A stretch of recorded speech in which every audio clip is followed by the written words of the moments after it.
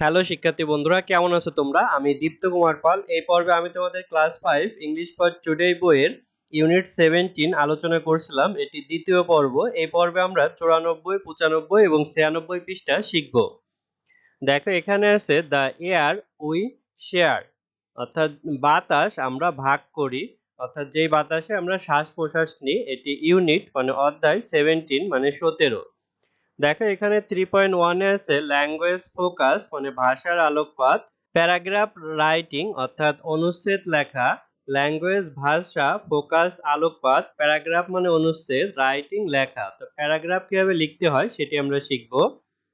তো এই paragraph is a group of sentence on a topic, অর্থাৎ একটা বিষয়ের উপর বাক্যের দলকে প্যারাগ্রাফ বলে। অর্থাৎ এই গ্রুপ অফ সেন্টেন্স অর্থাৎ বাক্যের একটি দল, সেই দলগুলো থাকে একটা টপিকস একটা বিষয়ের উপর, সেটাকে আমরা প্যারাগ্রাফ বলবো। The following step will help you write a paragraph, অর্থাৎ নিচের ধাপগুলো তোমাকে সাহায্য করবে একটি প্যারাগ্রাফ লিখতে বা অনুচ্ছেদ লিখতে। স্টেপ মানে ধাপগুলো, ফ্লোয়িং নিচের, উইল হবে, হেল্প সাহায্য করা, রাইট লেখা, প্যারাগ্রাফ মানে অনুচ্ছেদ। তাহলে দেখো, ফার্স্ট চয়েস এ টপিকস, প্রথমে একটি টপিকস অর্থাৎ বিষয় পছন্দ করো। চয়েস মানে পছন্দ করা, টপিকস মানে বিষয়। তো এখানে একটি টপিকস মাই ফেভারিট স্পোর্টস, অর্থাৎ আমার প্রিয় ক্রীড়া বা প্রিয় খেলা। ফেভারিট মানে প্রিয়, স্পোর্টস মানে ক্রীড়া।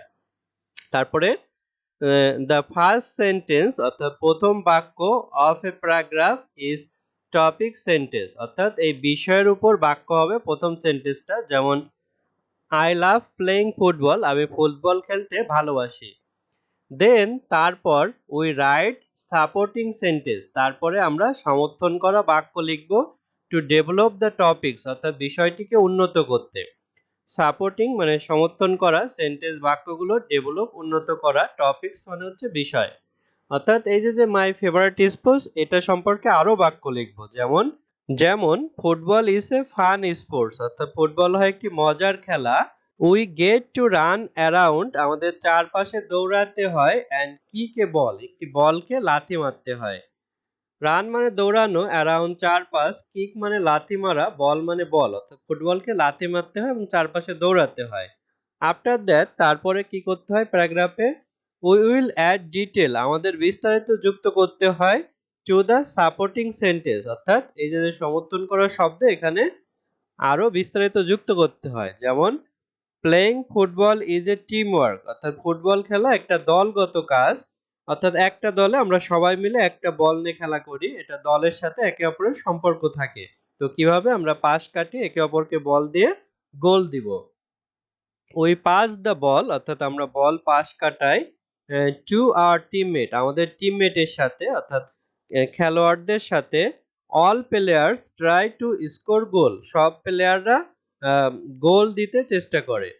প্লেয়ার মানে খেলোয়াড়, গোল মানে হচ্ছে গোল, আর স্কোর মানে স্কোর করা।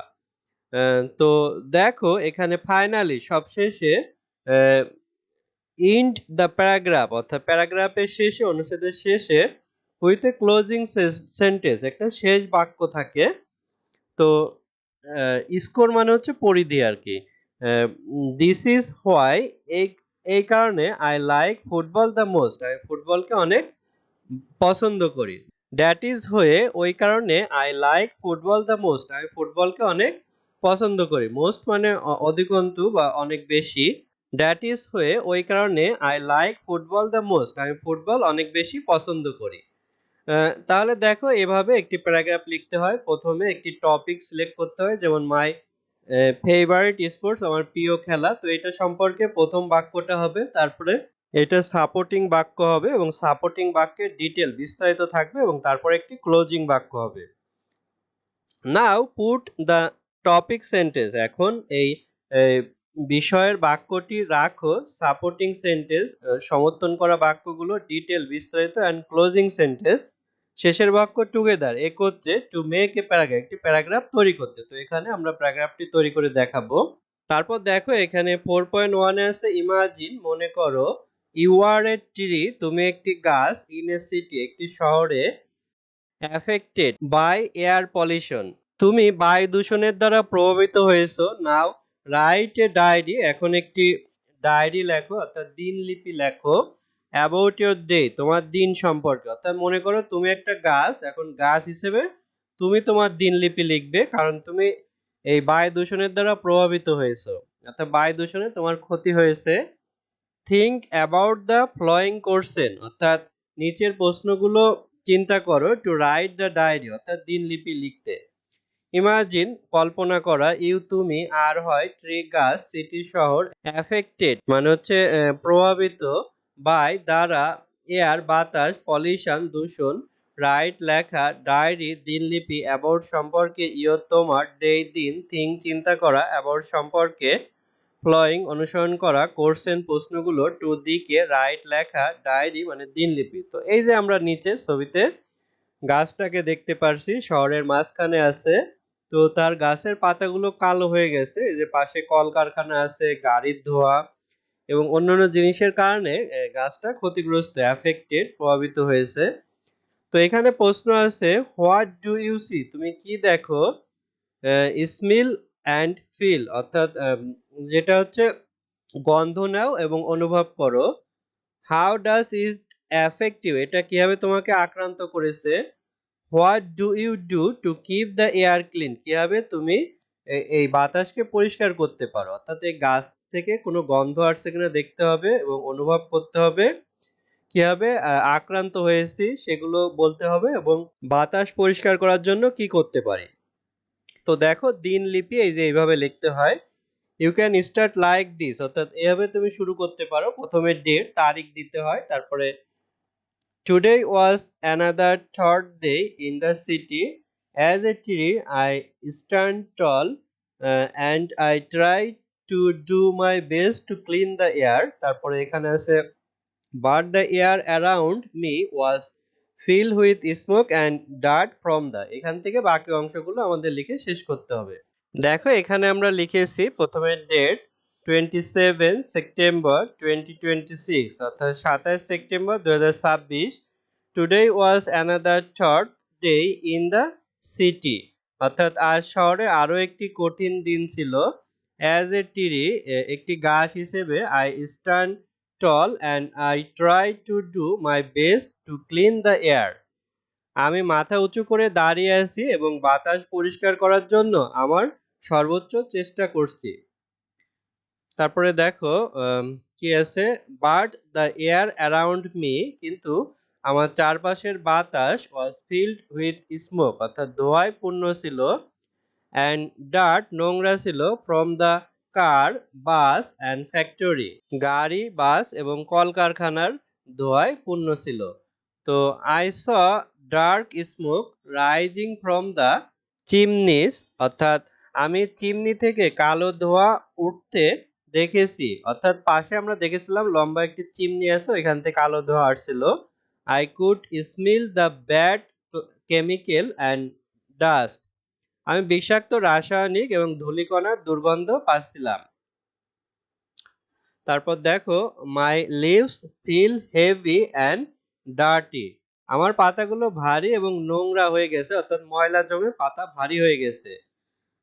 সাম অফ মাই লিভস, আমার কিছু পাতা, আর টার্নিং ইয়েলো, হলুদে রূপান্তরিত হয়েছে, অ্যান্ড ফলিং অফ আর্লি, দ্রুত পড়ে যাচ্ছে।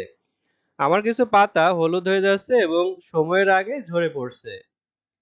This polluted air make me weak, অর্থাৎ এই দূষণ বাতাস আমাকে দুর্বল করে দিচ্ছে। I can not breathe properly, আমি ঠিকমতো শ্বাস নিতে পারছি না, অর্থাৎ গাছও শ্বাস নিতে পারছে না। But do not come to sit on my branch, পাখিরা আমার ডালে আসছে না, লাইক বিফোর, পূর্বের মতো, আগের মতো পাখিরা আর আমার ডালে এসে বসে না। আই ফিল স্যাড, আমি দুঃখ অনুভব করি। হোয়েন আই সি পিপুল, যখন আমি দেখি মানুষ, কজিং কাশতে, because of the dirty air, অর্থাৎ নোংরা বাতাসের কারণে যখন মানুষকে কাশতে দেখি তখন আমার খুব কষ্ট হয়।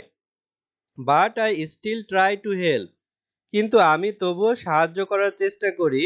I absorb the harmful gas, আমি ক্ষতিকর গ্যাসগুলোকে শোষণ করি, অ্যাবজর্ব মানে শোষণ করা, and give back fresh oxygen, আমি ক্ষতিকারক গ্যাসগুলো শোষণ করি এবং বদলে তাজা অক্সিজেন দেই।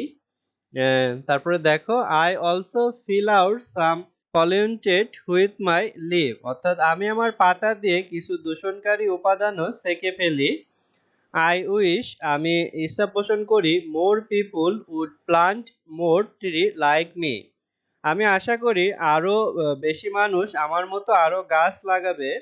If everyone plant at least one tree, যদি সবাই অন্তত একটি করে গাছ লাগায়, the air will become cleaner, তবে বাতাস আরও নির্মল হবে। তারপর দেখো এখানে আরও আছে আই হোপ, আমি আশা করি, পিপুল আন্ডারস্ট্যান্ড হাউ ইম্পর্টেন্ট, মানুষ বুঝতে পারবে কতটা গুরুত্বপূর্ণ আমি আশা করি মানুষ বুঝতে পারবে আমি কতটা গুরুত্বপূর্ণ। I will keep trying to clean the air every day, আমি প্রতিদিন বাতাস পরিষ্কার করার চেষ্টা চালিয়ে যাব। তো এই লেখাটি লিখেছে and old banyan tree in the city park, city পার্কের একটি পুরনো বট গাছ, এই লেখাটি তার ডায়েরিতে লিখেছে। তো বন্ধুরা আজ আমাদের ভিডিও এই পর্যন্তই, আশা করি ভিডিওটি তোমাদের ভালো লেগেছে। আমাদের চ্যানেলে নিয়মিত এমন ভিডিও আপলোড হবে, তাই চ্যানেলটি সাবস্ক্রাইব এবং বেল বাটনে চাপ দিয়ে রাখতে পারো। ধন্যবাদ সবাইকে।